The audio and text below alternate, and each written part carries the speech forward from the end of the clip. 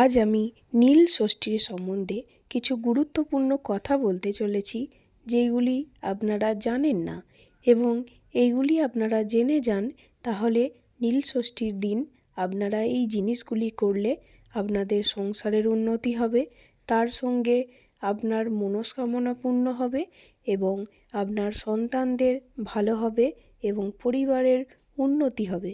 তার সঙ্গে ব্যবসাপত্র সমস্ত কিছু ঠিকঠাকভাবে চলবে।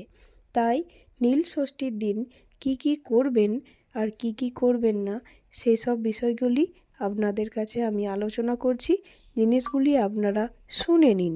হ্যাঁ বন্ধুরা, আশা করি মহাদেবের কৃপায় আপনারা সকলেই ভালো আছেন এবং সুস্থ আছেন। হর হর মহাদেবের নাম করে আমি সমস্ত তথ্যগুলি আপনাদের জানিয়ে দিচ্ছি। আপনারা দেখবেন এইগুলি করলে উপকার নিশ্চয়ই পাবেন, 100% গ্যারেন্টি। এবং আমি এই জিনিসগুলি একজন পণ্ডিত ব্যক্তির মুখ থেকেই এই সমস্ত জিনিসগুলি আমি শুনেছিলাম। আমি নিজেও এই কাজ করে দেখেছি, ফল পেয়েছি আপনাদের, তাই আমি জানাতে চলেছি। আপনারাও নিশ্চয়ই ফল পাবেন। তাহলে জেনে নিন সেই উপকারী জিনিসগুলি কি কি।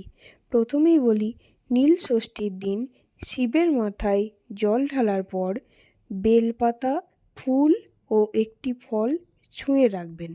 হ্যাঁ বন্ধুরা, এরপর আকন্দ বা অপরাজিতা ফুল অর্পণ করবেন। আমি আরেকবার বলে দিচ্ছি, নীল ষষ্ঠীর দিনে আপনার শিবের মাথায় জল ঢালার পরে একটি বেলপাতা, ফুল এবং ফল ছুঁয়ে রাখবেন এবং আকন্দ বা অপরাজিতা ফুল দিয়ে আপনারা শিব ঠাকুরকে অর্পণ করবেন। তাতে মহাদেব খুশি হবেন এবং আপনার উপর কৃপা দৃষ্টি নিশ্চয়ই পড়বে। এবার আমি 2 নম্বর কথায় আসি।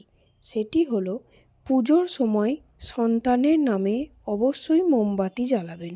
হ্যাঁ বন্ধুরা, এই নীল ষষ্ঠীর ব্রত আমরা বিশেষ করে সন্তানদের জন্যই করি। তাই বলছি, পুজোর সময় সন্তানের নামে একটি মোমবাতি জ্বালান। তাতে আপনার সন্তানের মঙ্গল হবে এবং সে যদি বড় হয়ে কোনো ব্যবসাপত্রের সঙ্গে বা চাকরি ক্ষেত্রে যুক্ত হতে চায়, সেখানেও কিন্তু ভালো ফল পাবে। এবং সে যদি আপাতত পড়াশোনা করে, তবুও তার পক্ষে মঙ্গল হবে। আপনার সমস্ত দিক থেকেই সন্তানের মঙ্গল হবে। আমি এই জন্যই বলছি, পুজোর সময় সন্তানের নামে অবশ্যই একটা মোমবাতি জ্বালাবেন। এবার আসি 3 নম্বর কথায়। সেটি হলো, পরিবারের সকলের স্বাস্থ্য ও মঙ্গল কামনার্থে নীলের উপবাস করতে পারেন। হ্যাঁ বন্ধুরা, পরিবারের সকলের স্বাস্থ্য এইসব ভালো রাখার জন্য আপনারা কিন্তু নীলের উপোস করবেন। এতে দেখবেন আপনার সংসারের খুবই মঙ্গল হবে।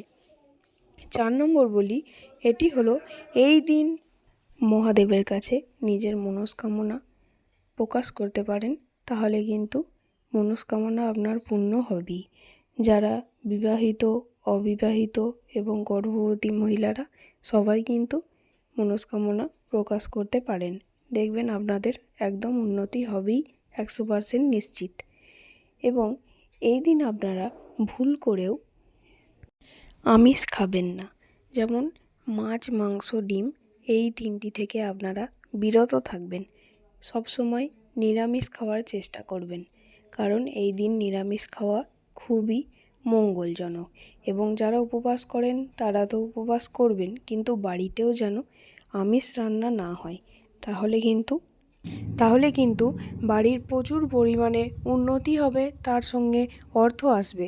বাবা মহাদেব সমস্ত বিপদ আপদ থেকে আপনাদের রক্ষা করবেন এবং সংসারের সমস্ত কিছু নেতিবাচক শক্তি কিন্তু দূর হয়ে যাবে। আপনারা এই নীল ষষ্ঠীর দিন বিশেষ করে মহাদেবকে অপরাজিতা ফুল দেওয়ার চেষ্টা করবেন এবং বাবা মহাদেব একটি মাত্র বেলপাতাতেই কিন্তু সন্তুষ্ট। তাকে সন্তুষ্ট করতে বেশি কিছু লাগে না।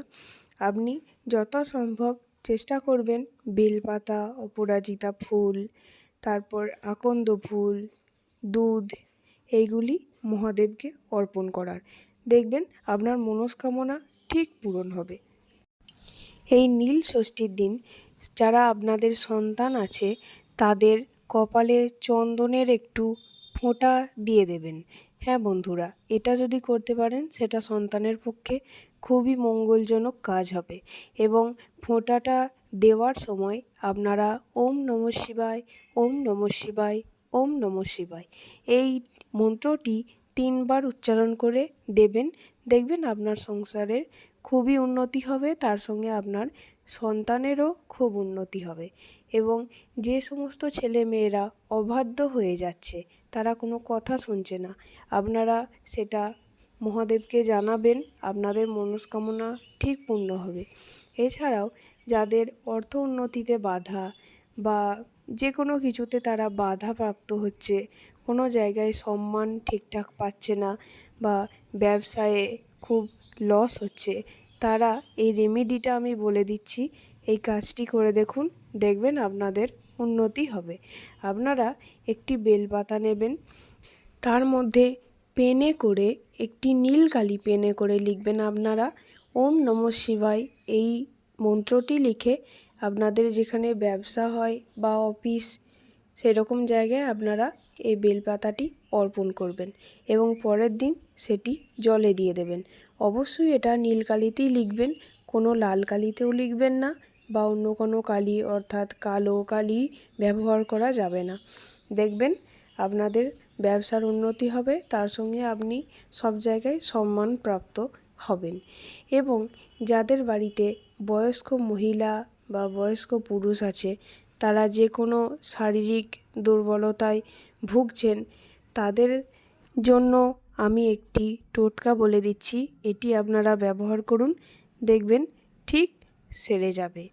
যাদের হাঁটুতে ব্যথা, তারা যদি সর্ষের তেল এবং তার সঙ্গে একটু হলুদ গরম করে সেটা ওম নমঃ শিবায় মন্ত্রটা 3 বার উচ্চারণ করে সেই তেলটি আপনারা রোদে দিয়ে রাখবেন এবং সেটি আপনারা ওই হাঁটুর মধ্যে মালিশ করবেন, দেখবেন আপনাদের ব্যথা সেরে যাবে। এই ওম নমঃ শিবায় এই মন্ত্রটি এতটাই শক্তিশালী যে কোনো বাধা মন্ত্রর মাধ্যমে দূর হয়ে যাবেই। আপনারা এই কাজটি করে দেখুন, নিশ্চয়ই ফল পাবেন এবং কমেন্টে এসে জানাবেন। এরকম নানা অজানা তথ্য আমি আপনাদের সঙ্গে শেয়ার করব। আমার ভিডিওটি ভালো লাগলে লাইক, কমেন্ট, শেয়ার করবেন এবং আমাদের পাশে থেকে চ্যানেলটি সাবস্ক্রাইব করুন। এবং নেক্সট আপনারা কোন বিষয়ের উপর ভিডিও শুনতে চান সেটি আমাকে বলে জানান, আমি নিশ্চয়ই সেই বিষয় নিয়ে আলোচনা করার চেষ্টা করব। এবং পরবর্তী বিষয়ে আমরা বাবা মহাদেবের আরও কি কি কাজগুলি করলে উনি সন্তুষ্ট হবেন এবং আপনার উন্নতি হবে, আমি সেই বিষয় নিয়েও আলোচনা করব। ততক্ষণ ভালো থাকুন, সুস্থ থাকুন। ওম নমঃ শিবায়।